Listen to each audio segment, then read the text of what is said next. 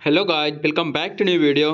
दोस्तों, इस वीडियो में हम लोग अगले टॉपिक को देखने वाले हैं, यानी कि फिलॉसफी के जो थर्ड पार्ट में हम लोग दो क्लास ऑलरेडी हम लोगों ने फिलॉसफी की या फिर दर्शन शास्त्र की हम लोगों ने कर ली है। एक में शिक्षा देखा, शिक्षा का अर्थ, परिभाषा। एक वीडियो में हम लोगों ने देखा औपचारिक शिक्षा, अनौपचारिक शिक्षा। ये सारी चीज़ें हम लोगों ने दो वीडियो में ऑलरेडी कवर कर ली है। अगर आप लोगों ने उस वीडियो को अभी दोनों वीडियो को नहीं देखा है तो उस वीडियो को भी जाकर ज़रूर देख लेना, क्योंकि वो टॉपिक जो है यूनिट फर्स्ट जो है काफ़ी इम्पोर्टेंट टॉपिक है। शिक्षा का अर्थ, शिक्षा की परिभाषा, शिक्षा की प्रकृति, विशेषताएं, औपचारिक शिक्षा, अनौपचारिक शिक्षा, ये सारी चीज़ें हम लोगों ने ऑलरेडी देख चुकी हैं।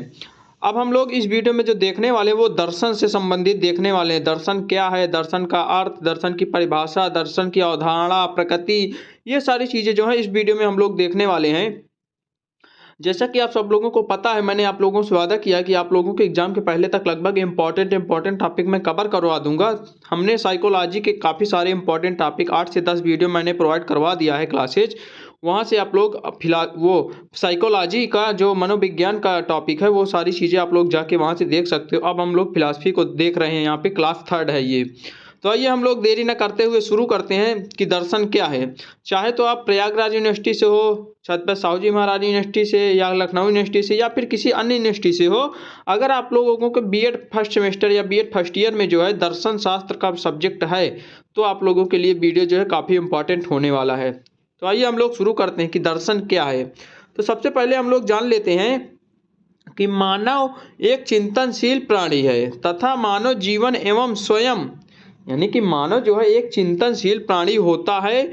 मानव जीवन जो है स्वयं एक दर्शन है, यानी कि मानव का जीवन जो है, मानव की लाइफ, ह्यूमन लाइफ जो है स्वयं एक अपने में खुद ही दर्शन है। संसार का प्रत्येक मनुष्य दार्शनिक है, यानी कि संसार के जितने भी मानव हैं वो खुद में एक स्वयं में ही दार्शनिक हैं, क्योंकि वह जो है जन्म से मृत्यु तक प्रकृति में घटित होने वाली सभी घटनाओं को अनुभव करता है। यानी कि कोई भी मनुष्य है वह अपने जन्म से लेकर मृत्यु तक जो भी उसके आंखों के सामने या फिर प्रकृति में या फिर इस धरती में सभी घटनाओं को वह स्वयं अपने समक्ष आंखों से देखता है। तो यही सारी चीज़ें दर्शन है। दर्शन का मतलब देखना। एक प्रकार से हम जो प्रकृति में जितनी सारी घटनाएं हो रही हैं उन सारी चीज़ों को हम लोग समझ अपने आंखों से देख सकते हैं, यही दर्शन है। दर्शन जो है हमारी सत्य के प्रति जिज्ञासा की पूर्ति करता है, यानी कि जो दर्शन होता है वो हमारे सत्य के प्रति जो भी जिज्ञासाएं होती हैं, जानने की इच्छाएं होती हैं, उनको जो है पूरी करता है। व्यक्ति जो है जिस वातावरण में रहता है उसकी जो है यथार्थता जानने का वह प्रयत्न करता है। यानी कि कोई भी मनुष्य है, कोई भी व्यक्ति है, जिस भी वातावरण में रहता है, जिस भी समाज में रहता है, तो उसको उसी के अनुसार वह ढलने का प्रयास करता है, उसे जानने का प्रयास करता है। मनुष्य के अंदर तथ्यों को जानने की जिज्ञासा होती है, यानी कि मनुष्य के अंदर तथ्यों को जानने की इच्छा होती है। संदेह व आत्मिक अशांति रहती है, जानने के बाद वह संतुष्टि महसूस करता है। यही दर्शन है। यानी कि कहने का मतलब ये है कि मनुष्य जो है अपने समक्ष अपने प्रकृति को कि उसको देखता है और उससे जो है कुछ ना कुछ सीखता है, और जो भी चीज़ें नहीं जानता है उसको जो है जानने का इच्छुक रहता है। आत्मिक अशांति रहती है, वह संतुष्ट कि जब वो से सारी चीज़ें जान जाता है तो उसके बाद वह संतुष्टि की अनुभूति करता है या संतुष्ट महसूस करता है। यही सारी चीज़ें जो हमारे समक्ष जो है हमारे आंखों के समक्ष दिखाई देता है, यही सारी चीज़ें जो है दर्शन होता है। तो ये जो है कहीं ना कहीं थोड़ा बहुत आप लोगों को समझ में आया होगा कि दर्शन क्या है। अब हम लोग यहाँ पे देखने वाले दर्शन का अर्थ, मीनिंग ऑफ फिलॉसफी क्या है। दर्शन शब्द की उत्पत्ति संस्कृत भाषा के दृश्य धातु से हुई है, यानी कि दर्शन जो शब्द है उसकी उत्पत्ति जो हुई है वो संस्कृत भाषा के दृश्य धातु के कारण अर्थ में ल्यूट प्रत्यय लगाकर हुई है। यानी कि दृश्य धातु से इसकी उत्पत्ति हुई है। दृश्य धातु के कारण अर्थ में प्ल्यूट प्रत्यय लगाकर इसकी जो उत्पत्ति हुई है। यानी कि इसके कहने का मतलब ये है कि दर्शन का जो शाब्दिक अर्थ हो गया, जिसके द्वारा देखा जा सके, जिसके द्वारा देखा जाए, वही दर्शन है। यानी कि कुल मिला के कहने का मतलब ये है कि दर्शन क्या है। दर्शन इस प्रकार आप समझ लीजिए कि हमारे आँखों के समक्ष प्रकृति जो भी मतलब प्रकृति में हुई घटनाएं जो भी हमारे समक्ष आँखों के सामने दिखाई देती हैं या फिर हम देखते हैं, उसको जानने का प्रयास करते हैं, वही सब चीज़ें जो है दर्शन के अंतर्गत आती हैं। ये चीज़ आप लोग समझ लीजिए। दर्शन को अंग्रेजी भाषा के फिलॉसफी शब्द का हिंदी रूपांतरण माना जाता है। यानी कि दर्शन शब्द जो है वो अंग्रेजी भाषा फिलॉसफी का जो है हिंदी रूपांतरण होता है, जो यूनानी भाषा के दो शब्दों से मिलकर बना है। यानी कि जो फिलॉसफी शब्द है वो यूनानी भाषा के दो शब्दों से मिलकर बना है। एक है इसमें फिलॉसफी में है, एक फिलॉस है, एक है सोफिया। यानी कि जो फिलॉसफी शब्द है वो फिलास यहाँ पे है एक शब्द है, एक है सोफिया। फिलास प्लस सोफिया से मिलकर ये जो है बना हुआ है फिलॉसफी। जहाँ पर फिलास का अर्थ होता है प्रेम, यानी कि जो फिलास का अर्थ होता है वो प्रेम होता है, और जो सोफिया का अर्थ होता है वो ज्ञान होता है। फिलास का अर्थ प्रेम हो गया, सोफिया का अर्थ ज्ञान हो गया। अर्थात प्रेम से ज्ञान की ओर ले जाना या फिर ज्ञान से प्रेम की ओर ले जाना जो है फिलॉसफी कहलाता है। इस प्रकार फिलॉसफी का जो शाब्दिक अर्थ है वो विद्या अनुराग या फिर ज्ञान से प्रेम, यानी कि अपने ज्ञान से प्रेम करना ही फिलॉसफी है, दर्शन है। अपने अंदर जितना भी ज्ञान है उसी से हम लोग प्रेम करते हैं, उसी से ज्ञान से प्रेम ही करना ही फिलॉसफी कहलाता है। दर्शन शब्द से मानसिक प्रक्रियाओं के तीन पक्ष, मतलब दर्शन शब्द से जो मानसिक प्रक्रिया के तीनों पक्ष ज्ञान, कर्म और भाव, यहाँ पे कर्म है, ज्ञान, कर्म और भाव निहित होता है। सत्य का साक्षात दर्शन करना ही दर्शन है। यानी कि सत्य को अपने समक्ष देखना, साक्षात दर्शन करना ही दर्शन है।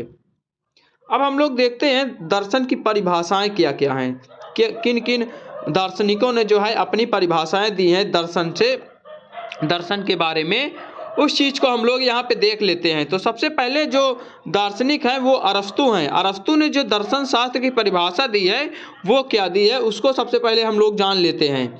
तो अरस्तु महोदय ने जो कहा है दर्शन के बारे में कि दर्शन एक ऐसा विज्ञान है, मतलब दर्शन एक ऐसा साइंस है, फिलॉसफी इज ए साइंस एक प्रकार से कह सकते हो, जो परम तत्व के यथार्थ स्वरूप की जांच करता है। यानी कि दर्शन एक ऐसा विज्ञान है, एक ऐसा साइंस है जो परम सत्य के यथार्थ को स्वरूप की जांच करता है। परम सत्य जो होता है कि यथार्थ स्वरूप की जांच करता है, अरस्तु महोदय के अनुसार ये हुआ। अब हम लोग जानते हैं प्लेटो महोदय ने दर्शन को क्या कहा है। तो पदार्थ के यथार्थ स्वरूप का ज्ञान ही दर्शन है। किसी भी पदार्थ के यथार्थ स्वरूप, उसके पास्ट ऑफ लाइफ को जानना ही, यथार्थ स्वरूप को जानना ही, उसका ज्ञान करना ही जो है दर्शन होता है। काम्पटे महोदय ने क्या कहा है कि दर्शन विज्ञानों का विज्ञान है, साइंस ऑफ साइंस। यानी कि philosophy is a science of science, दर्शन विज्ञानों का विज्ञान होता है, ये काम्पटे महोदय ने कहा है।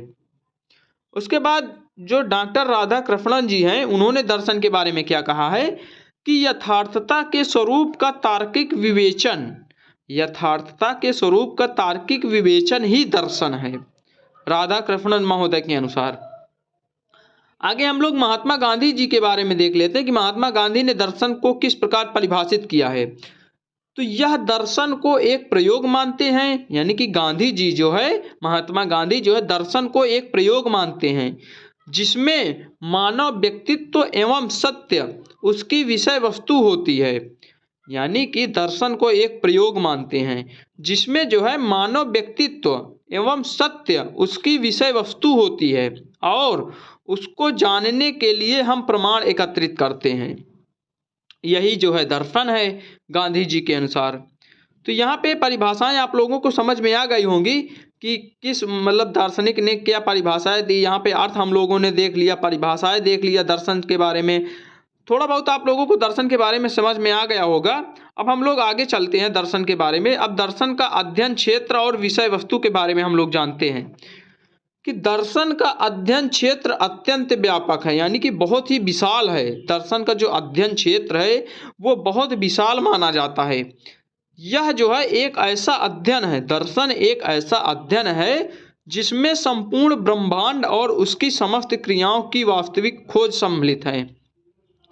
यानी कि दर्शन जो है यह एक ऐसा अध्ययन है, दर्शन एक ऐसा अध्ययन है जिसमें संपूर्ण ब्रह्मांड यानी पूरी पृथ्वी और उसमें समस्त क्रियाओं, उसमें जो भी समस्त क्रियाएं हो रही, प्रक्रियाएं हो रही हैं, उसको वास्तविकता में देखना, वास्तविकता में जानना, वास्तविकता में खोज करना, वही जो है दर्शन है।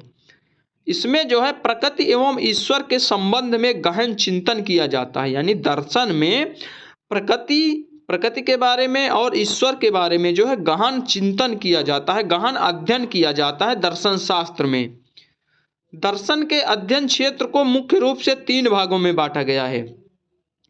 जो दर्शन का अध्ययन क्षेत्र होता है उसको हम लोग मुख्य रूप से 3 भागों में बांटा गया है। मतलब कि अब हम लोग देखते हैं कि दर्शन के जो अध्ययन क्षेत्र हैं वो कौन कौन से हैं।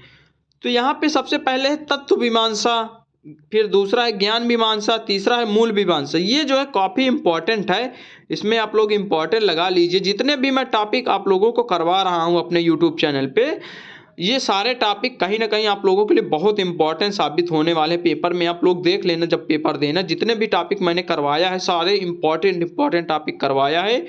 जरूर इसी से ही क्वेश्चन आप लोगों के बनने वाले हैं। तो हम लोग देखते हैं तत्व मीमांसा, ज्ञान मीमांसा और मूल मीमांसा। ये चीज़ें जो है हर एग्जाम से में लगभग पूछा ही जाता है।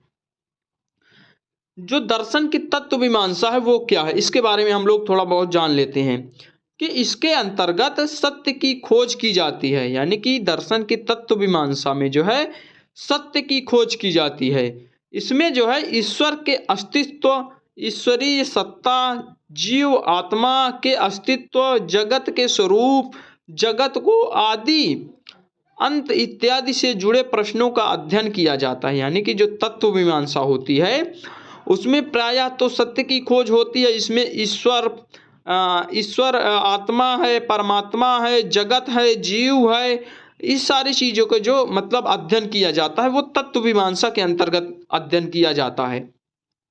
तो तत्व मीमांसा आप लोगों को समझ में आ गई होगी। अब हम लोग चलते ज्ञान मीमांसा। ज्ञान मीमांसा जो है इसके अंतर्गत ज्ञान संबंधी निम्न समस्याओं का अध्ययन किया जाता है। जैसे कि ज्ञान क्या है, ज्ञान मीमांसा में जो ज्ञान से संबंधित जो समस्याएं होती हैं उनका जो है मूल रूप से अध्ययन किया जाता है। उदाहरण के तौर पर जैसे ज्ञान क्या है, ज्ञाता और ज्ञेय में क्या संबंध है, मतलब ज्ञाता और ज्ञेय में क्या संबंध है, ज्ञान की क्या सीमाएं हैं, ज्ञान के क्या स्रोत हैं, ज्ञान का क्या स्वरूप है, ज्ञान की क्या प्रक्रियाएं हैं, ज्ञान का विज्ञान और दर्शन में क्या संबंध है। इन सारी चीज़ों का जो अध्ययन किया जाता है वो हम लोग ज्ञान मीमांसा के अंतर्गत करते हैं। तो ज्ञान मीमांसा समझ में आ गया होगा। अब हम लोग चलते हैं मूल मीमांसा में। मूल मीमांसा क्या होती है कि इसका जो संबंध होता है वो जीवन की सत्यता से होता है। यानी मूल्य मीमांसा जो होती है वो जीवन की सत्यता से मतलब इसका संबंध होता है। मूल्य जो है तभी सत्य होते हैं जब हम उनके बारे में अनुभूति करते हैं। मनुष्य के जीवन का जो लक्ष्य बिंदु होता है उसका आकलन मूल्यों से किया जाता है। यानी कि मानव के जीवन को जो मेन पॉइंट होता है, मुख्य लक्ष्य बिंदु होता है, उसका जो आकलन करना, उसको जो हम लोग आंकते हैं या आकलन करते हैं वो जो है मूल मीमांसा के अंतर्गत ही हम लोग कर पाते हैं। मूल्य शास्त्र को ही मुख्य 3 भागों में विभाजित किया गया है। यानी कि मूल्य मीमांसा या फिर मूल्य शास्त्र को हम लोग 3 भागों में डिवाइड करते हैं। इसमें पहला है तर्कशास्त्र, नीति शास्त्र और सौंदर्य शास्त्र। मूल मीमांसा को हम लोग 3 भागों में जो है डिवाइड करते हैं, तर्कशास्त्र, नीति शास्त्र और सौंदर्य शास्त्र। तो ये तीनों चीज़ें आप लोगों के थोड़ा बहुत समझ में आ गया होगा कि तत्व मीमांसा, ज्ञान मीमांसा और मूल मीमांसा। अब हम लोग एक बहुत ही इंपॉर्टेंट जो है टॉपिक देखने वाले हैं, दर्शन और शिक्षा का संबंध।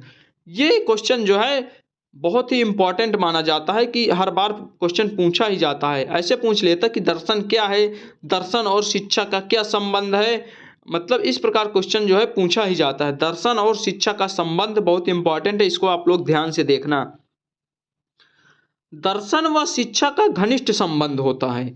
दर्शन और शिक्षा का जो है घनिष्ठ संबंध होता है और यह एक ही सिक्के के दो पहलू माने जाते हैं। क्वेश्चन इस प्रकार से आप लोगों को पूछ लिया जाता है कि दर्शन और शिक्षा एक ही सिक्के के दो पहलू हैं, इस कथन की व्याख्या कीजिए। ऐसा क्वेश्चन आप लोगों के सामने पूछ लिया जाता है।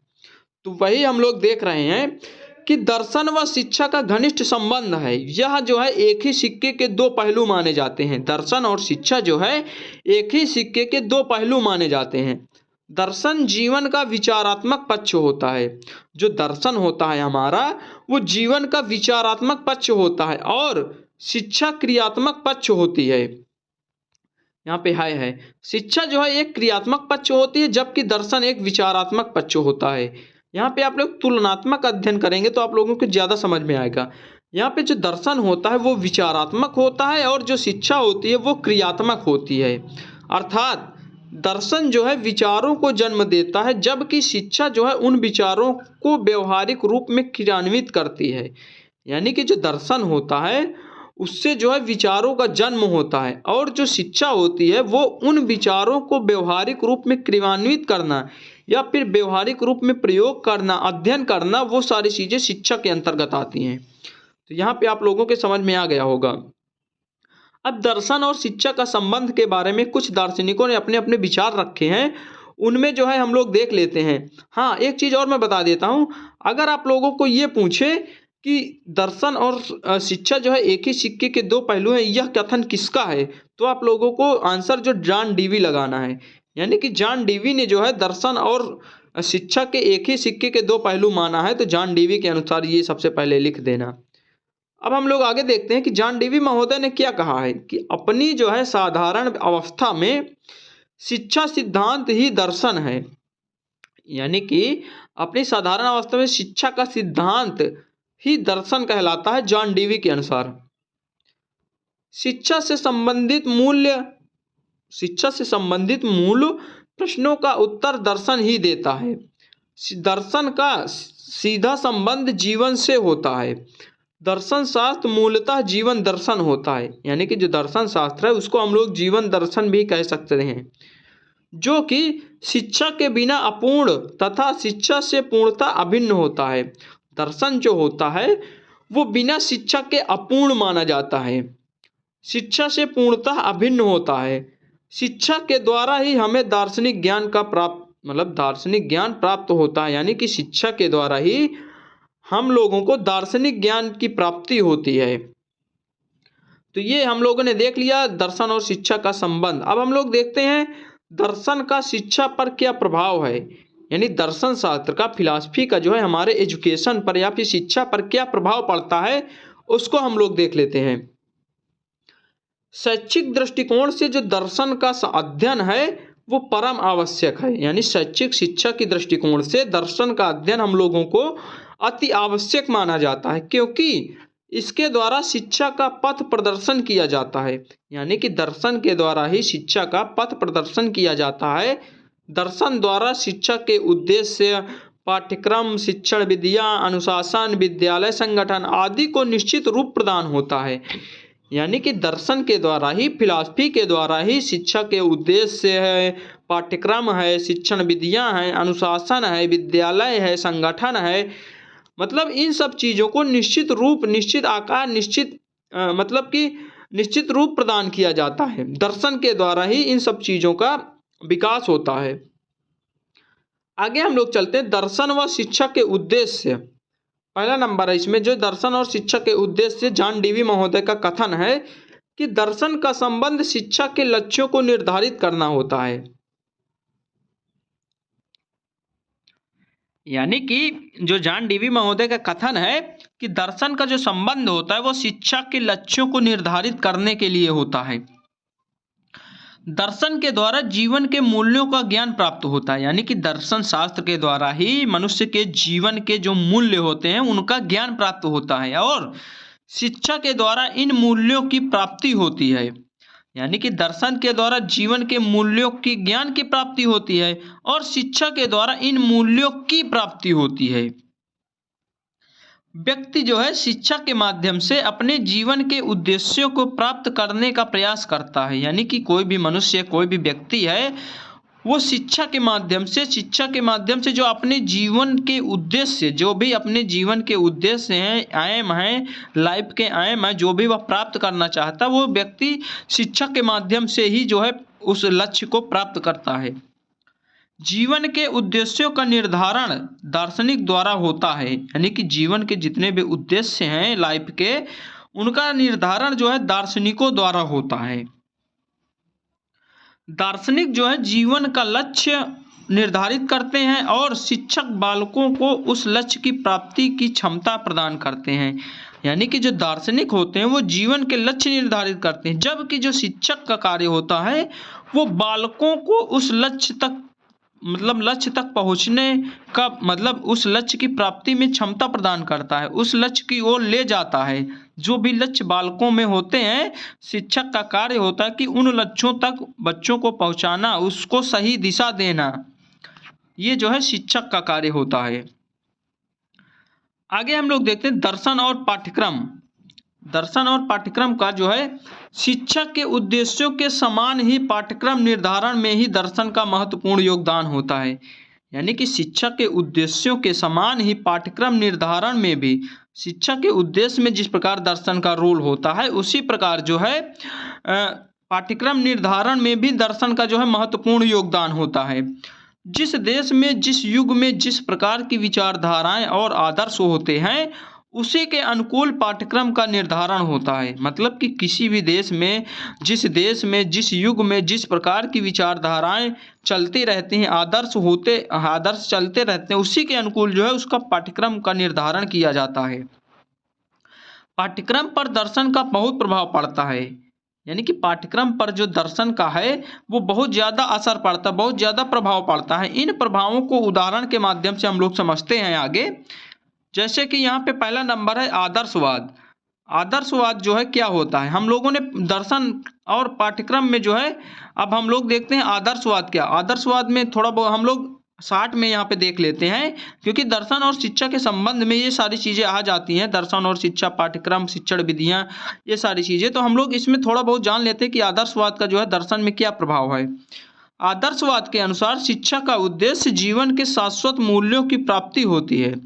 आदर्शवाद के अनुसार जो शिक्षा के उद्देश्य हैं वो जीवन के शाश्वत मूल्य को प्राप्त करना ही शिक्षा का उद्देश्य माना जाता है आदर्शवाद के अनुसार। इस उद्देश्य की प्राप्ति के लिए पाठ्यक्रम में मानवीय विचारों एवं मूल्यों को महत्वपूर्ण स्थान दिया गया है। इस प्रकार आदर्शवाद जो है विचारधारा के अनुसार पाठ्यक्रम विचार केंद्रित होता है। यानी कि आदर्शवाद के अनुसार शिक्षा के उद्देश्य, उसके प्राप्ति के लिए किस प्रकार हम लोग उसको शिक्षा प्रदान करें किसी बच्चे को, उसका जो है बहुत ही महत्वपूर्ण योगदान होता है। आगे हम लोग देखते हैं प्रकृतिवाद। प्रकृतिवाद जो है बालक के स्वाभाविक विकास पर अधिक बल देता है। यानी कि प्रकृतिवाद जो होता है वो बालक के स्वाभाविक विकास पर अधिक बल देता है। इसके अनुसार जो है शिक्षा के उद्देश्य जो है बालक की वैयक्तिकता का विकास करना होता है। प्रकृतिवाद के अनुसार शिक्षा का जो मुख्य उद्देश्य होता है वो बालक की वैयक्तिकता का, व्यक्तित्व का विकास करना होता है। अतः इस उद्देश्य की प्राप्ति के लिए पाठ्यक्रम में बालक की तात्कालीन आवश्यकताओं, रुचियों, क्षमताओं आदि को आधार बनाया जाता है। इस प्रकार प्रकृतिवादी विचारधारा बालक केंद्रित पाठ्यक्रम पर बल देती है। यानी कि प्रकृतिवाद जो है बालक केंद्रित पाठ्यक्रम पर अधिक बल देती है। अब हम लोग प्रकृतिवाद देख लिया, अब हम लोग देख लेते प्रयोजनवाद। प्रयोजनवादी विचारधारा उपयोगिता, व्यवहारिकता आदि पर बल देती है। यानी जो प्रयोजनवादी विचारधारा होती है, प्रयोजनवाद जो होता है वो जो है उपयोगिता विचारधारा जो है उपयोगिता, व्यवहारिकता पर अधिक बल देती है। यह जो है बालक को अपने मूल्यों का स्वयं निर्माणकर्ता बनाती है। यानी कि प्रयोजनवाद के अनुसार बालक को स्वयं अपने कार्यों को करना चाहिए, स्वयं अपने लक्ष्यों की ओर बढ़ना चाहिए। यानी कि करके सीखना जो है, करके सीखने वाली जो परिभाषा वो प्रयोजनवाद के अनुसार जो है दी जाती है। दृष्टिकोण से, हाँ यहाँ पे देख लीजिए कि इस दृष्टिकोण से पाठ्यक्रम में बालक की वर्तमान एवं भावी आवश्यकताओं की पूर्ति के लिए उपयोगी क्रियाओं का स्थान दिया जाता है। इस प्रकार प्रयोजनवादी विचारधारा क्रिया प्रधान पाठ्यक्रम पर बल देती है, यानी कि जो प्रयोजनवादी विचारधारा होती है वो क्रिया प्रधान पाठ्यक्रम पर, करके सीखना वाले पाठ्यक्रम पर, प्रयोग करके सीखना, स्वयं से सीखना वाले पाठ्यक्रम पर ज़्यादा मतलब कि बल देती है। अब हम लोग देते हैं यथार्थवाद। यह विचारधारा प्रत्यक्ष में विश्वास करती है, इसलिए पाठ्यक्रम में सैद्धांतिकता की अपेक्षा व्यवहारिकता को स्थान दिया जाता है। यानी कि जो यथार्थवाद होता है वो प्रत्यक्ष पे ज़्यादा विश्वास करता है, जो हमारे समक्ष होता है, प्रत्यक्ष होता है, आंखों के सामने होता है, उस पर ज़्यादा जो है विचार करता है, मतलब उस पर ज़्यादा बल देता है। इसलिए पाठ्यक्रम में सैद्धांतिकता की अपेक्षा व्यवहारिकता को स्थान दिया जाता है। इसमें जो है बाह्य जीवन की वास्तविक क्रियाओं को पाठ्यक्रम में महत्वपूर्ण स्थान दिया जाता है।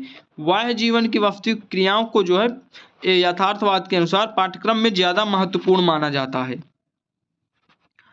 अब हम लोग यहाँ पे देखते हैं दर्शन और शिक्षण विधियाँ, इसको हम लोग देख लेते हैं। उसके बाद दर्शन और अनुशासन देख लेते हैं, दर्शन और शिक्षक। यहाँ पे हम लोग थोड़ा सा और बचा है, इसको हम लोग ख़त्म कर लेते हैं ताकि अगले वीडियो में जो है हम लोग नया टॉपिक शुरू कर सकें, जो भी इम्पोर्टेंट टॉपिक होने वाला है। इस वीडियो में हम लोग दर्शन को जो है पूरा समाप्त कर लेते हैं। तो हम लोगों ने यहाँ तक देख लिया है। अब हम लोग देखने वाले दर्शन और शिक्षण विधियाँ। जीवन के आदर्शों को प्राप्त करने के लिए किस शिक्षण विधि का प्रयोग किया जाए, यह दर्शन शास्त्र की बताता है। यानी कि दर्शन शास्त्र के अनुसार जीवन के आदर्श को प्राप्त करने के लिए किस शिक्षण विधि का प्रयोग किया जाता है, यह दर्शन के अंतर्गत ही तय होता है। शिक्षण विधियों का मूल्यांकन दर्शन करता है। शिक्षण विधियों का जो मूल्यांकन होता है वो दर्शन ही करता है, दर्शन के द्वारा ही संभव होता है। शिक्षा शास्त्रियों ने जो है अलग अलग शिक्षण विधियों का निर्माण किया है। जैसे पहला रूसो ने जो है निषेधात्मक शिक्षा पद्धति दी है, फ्रोबेल ने क्रिया पद्धति दी है, मॉन्टेसरी ने इंद्रिय प्रशिक्षण दिया है। उसके बाद आदर्शवादी के अनुसार प्रश्नोत्तर एवं वाद विवाद पर बल दिया गया है। प्रकृतिवादी के अनुसार इंद्रियों द्वारा सीखना, इस पर ज़्यादा बल दिया गया है। प्रयोजनवादी के अनुसार प्रोजेक्ट और इकाई पद्धति पर ज़्यादा बल दिया गया है। ये सब शिक्षण विधियाँ जो है अलग अलग इन्होंने शिक्षण शास्त्रियों ने माना है। यथार्थवादी के अनुसार निरीक्षण एवं स्वानुभव पद्धति को जो है ज़्यादा बल दिया गया है। अब हम लोग देखते हैं दर्शन और अनुशासन। दर्शन पर अनुशासन का क्या रोल होता है, इसके बारे में हम लोग जान लेते हैं।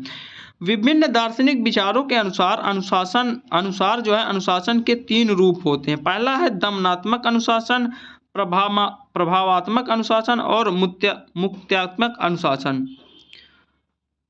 तो यहाँ पे पहला हम लोग देख लेते हैं कि दमनात्मक अनुशासन में बालकों को दंड देना जो है अनिवार्य होता है, नहीं तो बालक बिगड़ जाता है। इसके अनुसार भय, दंड तथा दमन के द्वारा अनुशासन स्थापित किया जाता है। यानी दमनात्मक अनुशासन में बालक को दंड देना अनिवार्य होता है, नहीं तो बालक जो है बिगड़ जाता है। प्रभावात्मक अनुशासन में शिक्षक को अपने व्यक्तित्व इतना प्रभावशाली और आकर्षक बनाना चाहिए कि विद्यार्थी उसकी ओर स्वयं आकर्षित हो। यानी कि प्रभावात्मक अनुशासन का मतलब है कि शिक्षक को ऐसा पढ़ाना चाहिए बच्चों को कि बच्चे जो है दूसरे दिशा में ना जा पाए। बच्चे ऐसा शिक्षक होना चाहिए कि बच्चों को जो है एकजुट करके बच्चों को ध्यान जो है अपनी ओर केंद्रित करना चाहिए, आकर्षक बनाना चाहिए, अपने को स्वयं को प्रभावशाली और आकर्षक बनाना चाहिए ताकि बच्चे जो है बोर ना हों। मुक्त्यात्मक अनुशासन में बालक को पूर्ण स्वतंत्रता प्रदान करनी चाहिए, उनके प्राकृतिक विकास में किसी तरह का हस्तक्षेप नहीं करना चाहिए। अब हम लोग देख लेते हैं कि दर्शन और शिक्षक का क्या रोल है, दर्शन में शिक्षक की क्या भूमिका होती है, उसको हम लोग देख लेते हैं। प्रत्येक शिक्षक का अपना एक आदर्श अथवा दर्शन होता है। यानी हर शिक्षक का, प्रत्येक शिक्षक का, प्रत्येक टीचर का अपना एक आदर्श और अपना एक दर्शन होता है। शिक्षक के उद्देश्य शिक्षण विधियां पर शिक्षक के दर्शन की छाप होती है। उच्च कोटि का दार्शनिक ही अच्छा शिक्षक बन सकता है। यानी उच्च कोटि का अच्छा एक शिक्षक जो है एक अच्छा दार्शनिक भी होता है, तो वही उच्च कोटि का दार्शनिक होता हुए भी एक अच्छा शिक्षक बन सकता है। और अच्छा शिक्षार्थी ही एक अच्छा दार्शनिक होता है। यानी कि एक अच्छा शिक्षार्थी एक अच्छा दार्शनिक होता है। तो यहाँ पे हम लोगों ने दर्शन से संबंधित सारे मतलब डाउट हम लोगों ने क्लियर कर लिए। दर्शन का अर्थ जान लिया, दर्शन की परिभाषाएं जान लिया, दर्शन और शिक्षा का संबंध जान लिया, ज्ञान मीमांसा, मूल मीमांसा, तत्व मीमांसा, ये सारी चीज़ें हम लोगों ने जान लिया। तो दर्शन से संबंधित लगभग हमने लोगों ने सारी चीज़ जो है कवर कर ली। अगले वीडियो में हम लोग जो है अगला टॉपिक जो है, जो भी इम्पोर्टेंट टॉपिक होगा उसको हम लोग कवर करेंगे। तो फिलॉसफी की ये तीसरी क्लास है, तो आप लोग डेली मेरी क्लासेस को देखते जाओगे तो आप लोगों को बहुत हेल्प मिलने वाली है। अगर आप लोगों ने मनोविज्ञान वाली वीडियोज अभी तक नहीं देखे हैं, 8 से 9 वीडियो मैंने अपलोड कर दिया है, तो उसको भी जाकर आप लोग इंपॉर्टेंट टॉपिक पढ़ सकते हो। कम समय में जो है अच्छा करने के लिए आप लोग मेरे चैनल से ज़रूर जुड़ सकते हो। तो कैसी लगी वीडियो? अगर वीडियो अच्छी लगी तो वीडियो को लाइक करना, कमेंट करना, शेयर करना। अगर चैनल को अभी तक सब्सक्राइब नहीं किया है तो प्लीज़ चैनल को सब्सक्राइब जरूर कर देना। तो thanks for watching this video.